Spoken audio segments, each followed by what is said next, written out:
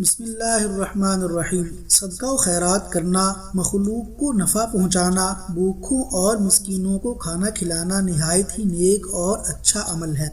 رسول اکرم صلی اللہ علیہ وسلم نے فرمایا، صدقہ کرنا انسان سے آزمائشوں اور مصیبتوں کو ٹالتا ہے، لیکن بسا اوقات ایسا بھی ہوتا ہے کہ انسان خلق خدا پر بہت زیادہ خرچ کرتا ہے، لیکن اسے اس عمل کا کوئی فائدہ نہیں پہنچتا، بلکہ وہ رائے گاں اور فضول جاتا ہے جب اس کا مقصد اللہ تعالیٰ کی رضا اور خوشنودی نہ ہو۔ ایسا ہی ایک واقعہ آج کی ویڈیو میں آپ سے شیئر کرنے جا رہے ہیں کہ وہ شخص جس نے سخاوت کے دریا بہا دیے لیکن اسے اس کا کوئی فائدہ نہیں پہنچا، وہ عبداللہ بن جدعان ہے، جو رشتے میں حضرت ابو بکر رضی اللہ تعالی عنہ کا چچا لگتا تھا۔ اس کا شمار زمانہ جاہلیت کے ان لوگوں میں ہوتا تھا جو لوگوں کو کھانا کھلانے اور امداد فراہم کرنے میں صف اول میں شمار ہوتے تھے۔ شروع میں یہ شخص کنگال تھا، فقیر تھا، بد چلن اور معصیت و گناہ کے کاموں میں ملوث رہتا۔ اس کے برے اخلاق اور بد کردار ہونے کی وجہ سے لوگ اسے نفرت کی نگاہ سے دیکھتے، تاکہ اس کا باپ بھی اسے ناپسند کرتا۔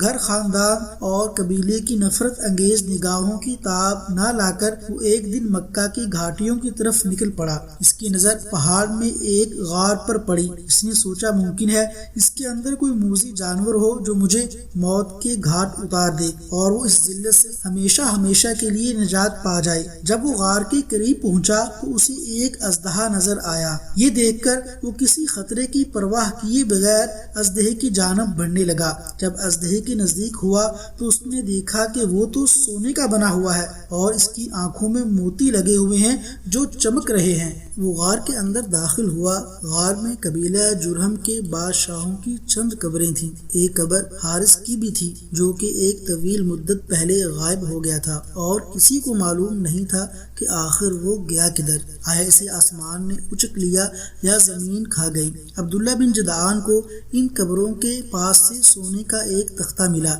جس پر ان بادشاہوں کی تاریخ وفات اور ان کی مدت حکومت کی تفصیل درج تھی، اور ان قبروں کے پاس ہیرے جواہرات، سونے چاندی کا انبار تھا۔ عبداللہ بن جدعان نے غار کے اندر سے حسب ضرورت جواہرات لیے اور غار کے کونے پر پہچان کے لیے نشان لگا کر نکل گیا۔ جب وہ لوٹ کر اپنی قوم کے پاس آیا تو انہیں خوب دولت سے نوازا۔ پھر لوگ اس سے پسند کرنے لگے اور اپنا سردار بھی تسلیم کر لیا۔ عبداللہ بن جدعان لوگوں کو کھانا کھلاتا اور جب کبھی اس کے پاس دولت ختم ہو جاتی تو غار سے جا کر حسب ضرورت ہیرے جواہرات، سونا چاندی نکال لاتا۔ لوگوں کو کھانے میں کھجور ستو دیتا اور پینے میں دودھ کا بندوبست کرتا۔ عبداللہ بن جدعان نے ملک شام کی طرف 2000 اونٹ بھیجے جن پر شہد اور گھی لایا گیا۔ پھر اس نے ایک منادی کرنے والے کی یہ ذمہ داری لگائی کہ وہ ہر رات خانہ کعبہ کی چھت پر چڑھ کر لوگوں میں کھانے کے لیے دعوت عام کا اعلان کرے۔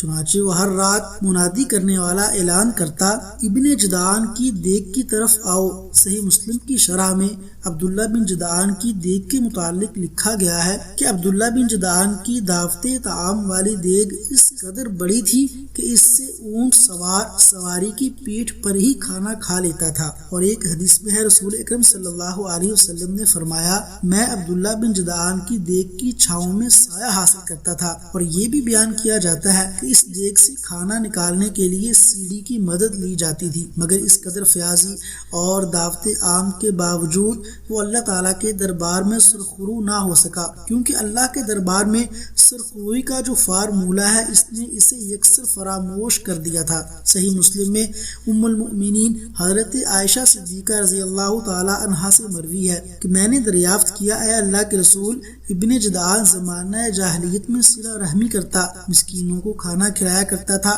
کیا یہ سب اس کے حق میں نفع بخش ثابت ہوں گے؟ رسول اکرم صلی اللہ علیہ وسلم نے فرمایا، نہیں، یہ سب اس کے کچھ کام نہیں آئیں گے، کیونکہ اس نے کبھی بھی یہ نہیں کہا کہ اے میرے پروردگار، قیامت کے دن میری خطاؤں کو معاف کر دے۔